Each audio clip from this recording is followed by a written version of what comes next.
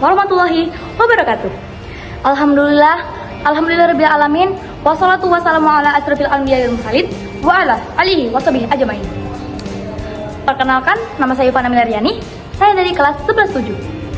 Di sini saya akan berkhutbah tentang berkata baik atau lebih baik diam. Di sini salah satu tanda orang yang beriman adalah menjaga lisannya. Rasulullah Shallallahu Alaihi Wasallam bersabda, barang siapa beriman kepada Allah dan hari akhir, hendaklah ia berkata yang baik atau diam. Hadis riwayat Bukhari dan Muslim. Hadis ini mengajarkan kita bahwa ucapan adalah cermin keimanan.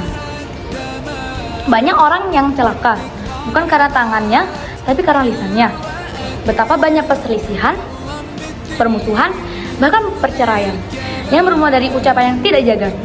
Padahal Allah Ta'ala mengingatkan dalam Al-Quran, tidak ada suatu kata pun yang diucapkan, melainkan ada di sisinya malaikat pengawas yang selalu mencatat.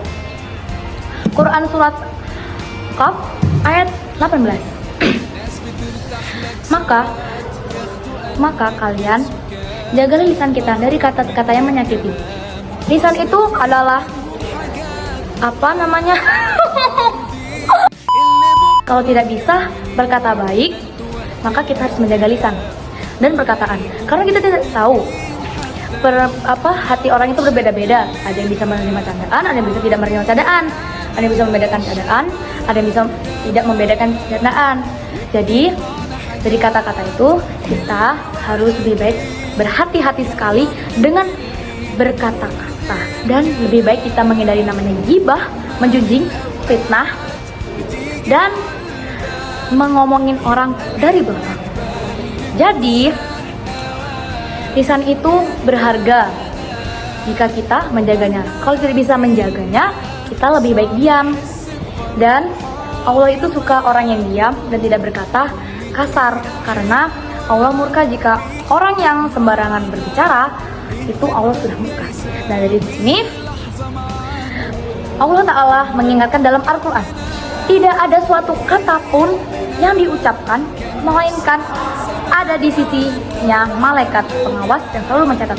Quran Surat Al-Qaf ayat 8. Nah, di sini kita nggak boleh berkata yang tidak baik. Setelah itu malaikat itu selalu mengawasi kita dari mana saja, karena malaikat itu mencatat amal kita, perbuatan dosa dan perbuatan buruk. Dan kita itu juga harus berkata berhati-hati. Itu semuanya akan dipertanggungjawabkan di akhirat. Nah, di akhirat. Nah, terus berkata kasar itu sudah termasuk catatan dan menyakiti hati orang lain, dan berkata yang tidak bermanfaat. Itu semua akan dipertanggungjawabkan kepada Allah nanti. Nah, jadi mulai sekarang kalian harus hati-hati untuk menjaga lisan. Dan di sini maka kita jaga lisan dari kata-kata yang menyakiti, dari ghibah, fitnah, dan ucapan sia-sia.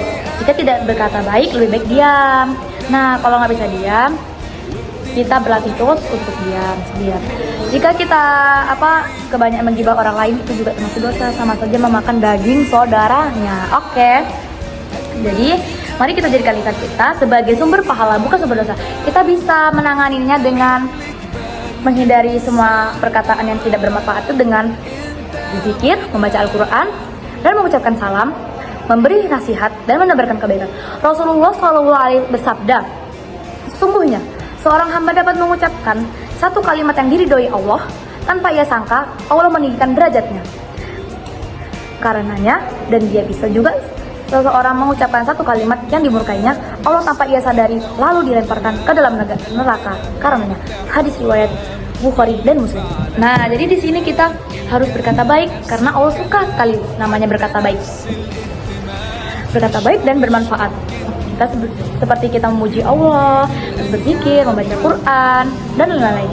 Terus kalau kita berkata yang tidak baik itu, kita bisa, Allah itu bisa murka dan bisa kita dilempar ke neraka.